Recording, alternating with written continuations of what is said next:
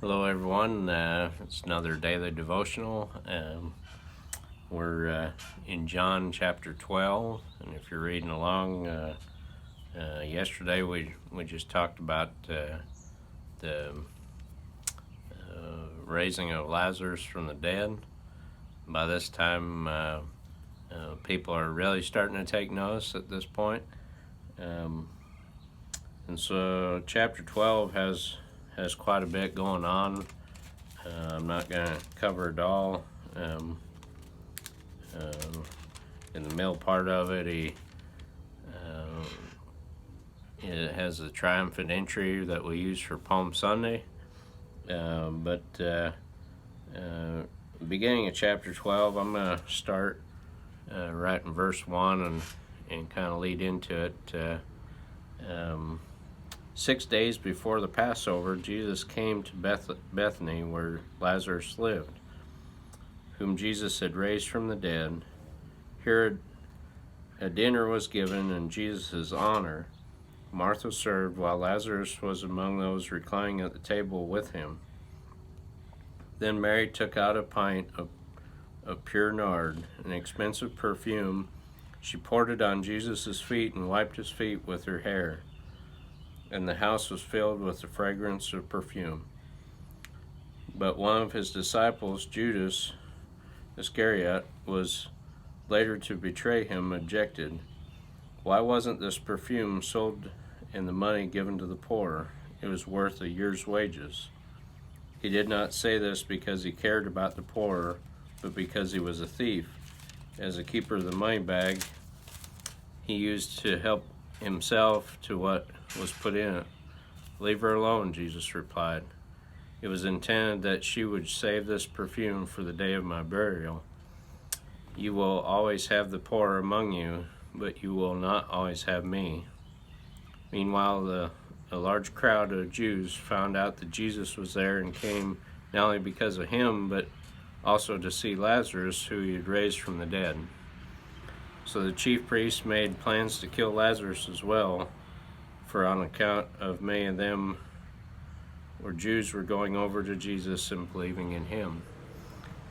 Folks, as the plot thickens, people were seeing and believing that Jesus was the Son of God, and he was performing these miracles, and the Jews were believing him, and this scared the Pharisees to the point that they were planning to kill him so that they could go back to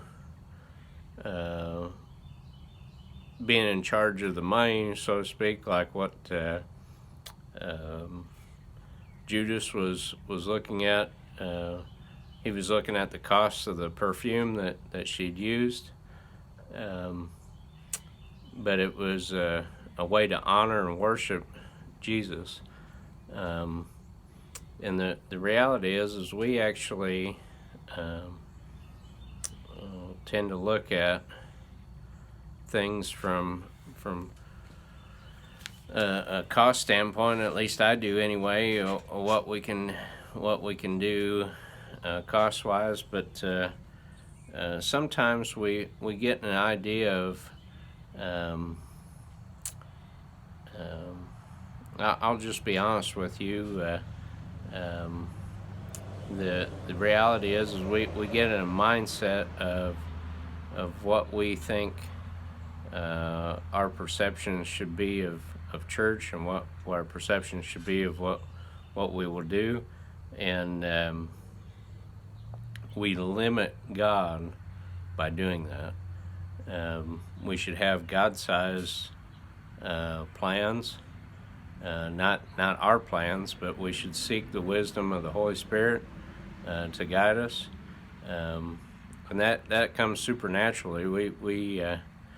We can ask for guidance from the Holy Spirit to actually do His will. And most times it's not something that we would even be known for or doing.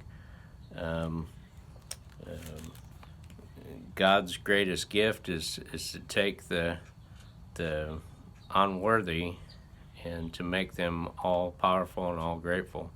But it's God's power and God's greatness within them.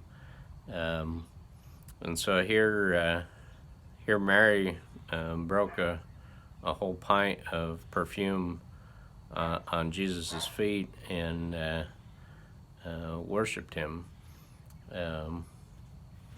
We according to the Bible, we think that's probably about a year's worth of wages, which would be a lot of money to just pour out like that. But God can do amazing things if we truly allow Him to use that. So I hope you're having a good week, and look forward to fellowshipping with you soon. God bless y'all.